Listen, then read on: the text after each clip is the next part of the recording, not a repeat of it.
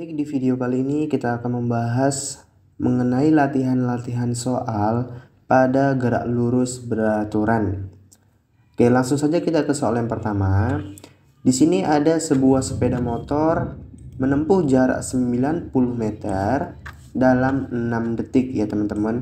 Jadi di sini untuk memudahkan kita dalam menyelesaikan soal, kita harus menuliskan apa saja besaran-besaran yang diketahui di dalam soal. Oke, jadi di sini jaraknya 90 meter ya, X-nya 90 meter dalam 6 detik ya, waktunya 6 detik. Kemudian yang ditanya adalah kecepatan sepeda motor tersebut adalah, berarti yang ditanya adalah besar kecepatannya teman-teman. Berarti yang ditanya adalah V-nya ya.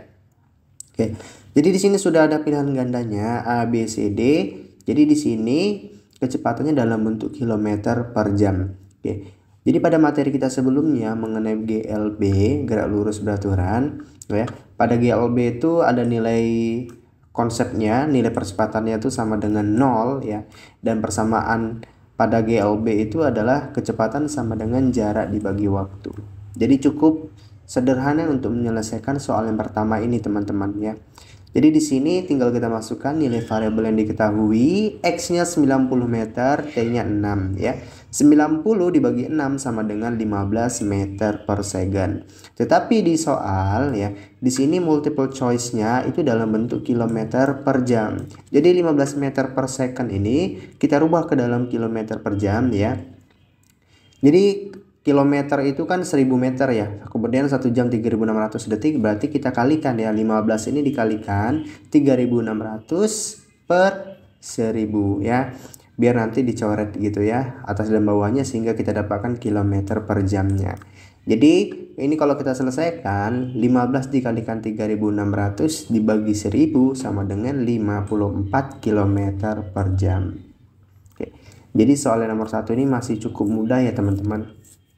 Oke, misalkan teman-teman belum paham bagaimana cara konversi dari meter per second kok bisa 3600 per 1000 ya, kita konversi dalam kilometer per jam ya. Coba teman-teman pahami bagaimana caranya ya, kita bisa mendapatkan kilometer per jam ya. Jadi silakan teman-teman pahami sendiri, ini karena materinya ketika kita waktu SMP ya, jadi di sini tidak perlu kita jelaskan lagi. Oke, kemudian soal yang nomor 2, jarak yang ditempuh mobil yang bergerak dengan kecepatan 8 meter per second, berarti di sini kecepatannya 8 nih teman-teman ya, berarti diketahui kecepatannya 8 meter per second dalam waktu 4 detik ya.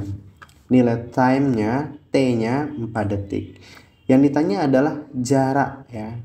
Oke, misalkan di sini kita buat simbol besaran jarak adalah X. Berarti yang ditanya adalah jaraknya berapa. Jadi ini masih menggunakan rumus yang tadi teman-teman pada GLB. Oke, yang ditanya adalah jaraknya. Jadi di sini kan tinggal pemindahan variabel di mana untuk menentukan X sama dengan V dikalikan T. V-nya 8 ya. T-nya 4, berarti 8 kali 4 32. Berarti jarak yang ditempuh mobil bergerak dengan kecepatan 8 meter per second selama 4 detik adalah 32 meter. Jadi soal nomor 1 dan 2 masih mudah ya teman-teman, masih bisa kita kerjakan dengan cepat. Oke, kita masuk ke soal yang nomor 3.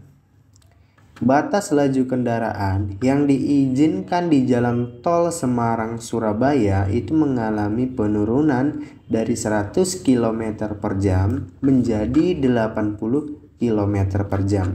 Oke, jika panjang tol Semarang-Surabaya adalah 320 km, maka tambahan waktu yang diperlukan untuk menempuh jalan tol tersebut adalah Jadi di sini kita tulis teman-teman apa saja yang diketahui pada soal itu agar kita bisa memahami apa sih yang ditanya pada soal tersebut ya.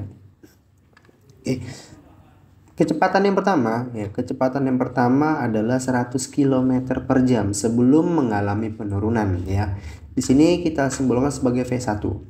Kemudian kecepatannya berkurang atau mengalami penurunan menjadi 80 km per jam. Ya, berarti V2-nya 80. Oke. Kemudian jika panjang tol Semarang ke Surabaya itu adalah 320 ya. Berarti jaraknya X 320 meter.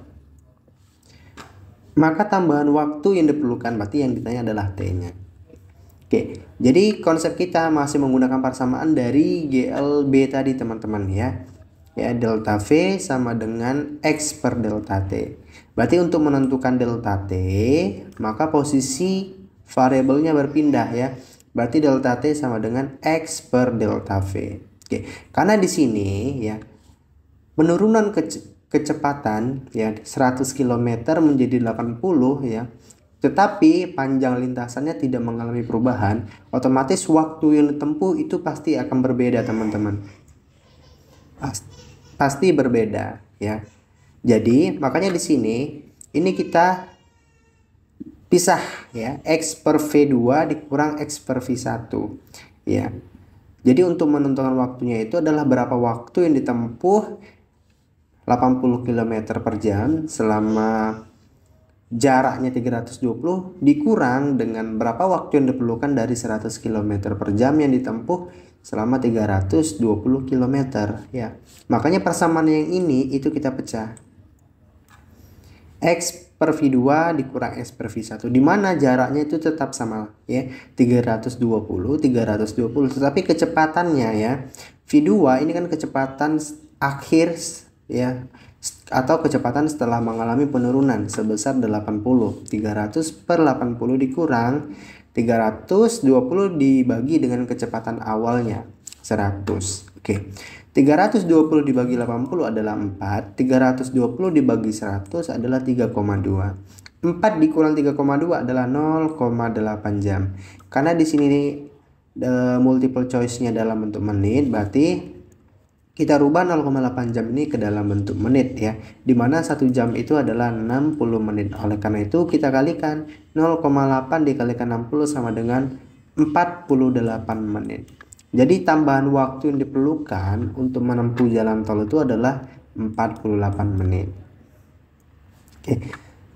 Ini cara cepatnya teman-teman ya. Bisa menggunakan cara yang lama, tapi kita harus cari dulu waktunya ya. Berapakah waktu yang ditempuh masing-masing kecepatan dengan jarak yang sama berapa. Kemudian nanti kita selisihkan, sama saja teman-teman ya. Kita cari dulu berapa waktu yang diperlukan pada kecepatan kedua, berapakah waktu yang diperlukan pada kecepatan yang pertama. Kemudian nanti setelah kita dapatkan, kita kurang, kan hasilnya ke sini juga teman-teman ya. Jadi kita menggunakan cara cepatnya. Oke, kemudian kita ke soal yang nomor 4. Di sini ada sebuah mobil A berada di depan mobil B. Oke, kita kunci ya, teman-teman. Ada mobil A ya. Di sini ada mobil A. Kemudian di depan mobil A ini ada mobil B. Ya, mobil B. Sejauh 80 meter. Kedua mobil tersebut bergerak dengan kecepatan tetap, mobil A10 ya. Mobil B 20 meter per second pada arah yang sama. Ya, pada arah yang sama. Posisi B setelah 10 detik adalah, berarti ini arah kecepatannya sama teman-teman ya. Yang ini 10 meter per second, tetapi yang mobil B kecepatannya 20, tetapi arahnya sama. Oke. Makanya di sini besaran yang kita ketahui pada soal delta X ya, jarak dari kedua mobil itu adalah 80 ya, 80 meter. 80 meter. Kemudian kecepatan mobil A 10, kecepatan mobil B 20 dan posisi B setelah 10 detik adalah oke. Jadi yang ditanya itu adalah berapakah jaraknya atau posisinya. Jadi teman-teman, di sini kan mobil A dengan mobil B itu sudah memiliki kecepatan masing-masing ya. Kecepatan masing-masing. Kemudian kira-kira berapakah jarak yang ditempuh pada masing-masing mobil ini setelah 10 detik.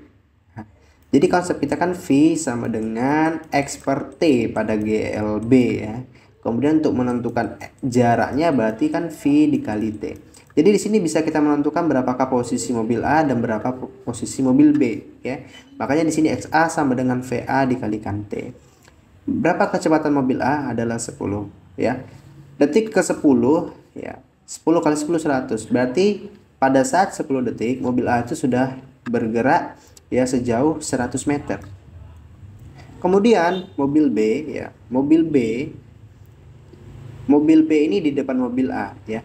Dia bergerak dengan 20 meter per second. 20 meter per second, ya. Jadi kita menggunakan konsep yang ini, kira-kira berapa sih jarak yang ditempuh mobil B itu ketika dia bergerak selama 10 detik dengan kecepatan 20 meter per second, ya. Berarti XB sama dengan VB dikalikan T. Kecepatannya 20 kali 10 sama dengan 200 meter. Berarti jarak yang ditempuh mobil A 100 meter dan jarak yang ditempuh oleh mobil B adalah 200 meter.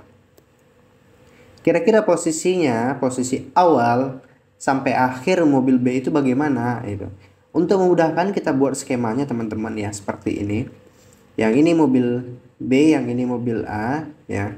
Jadi mobil A itu berada di depan mobil B. Oke, berarti mobil A itu berada di depan mobil B, teman-teman ya. Berarti di sini tadi kita salah penulisan, berarti mobil A itu di depan mobil B. Nah, jaraknya 80, ya.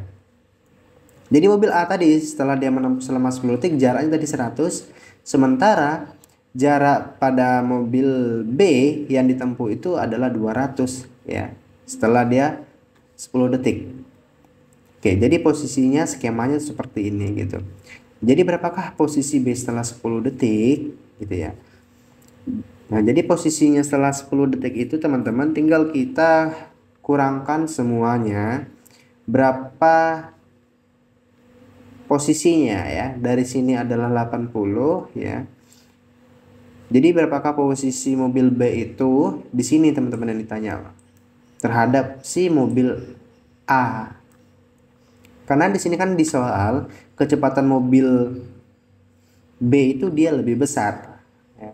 Jadi berapakah jarak posisi mobil B itu setelah 10 detik terhadap mobil A gitu. Jadi yang ditanyanya di sini. Ya. Mobil B ke titik B ini tadi 200 ya.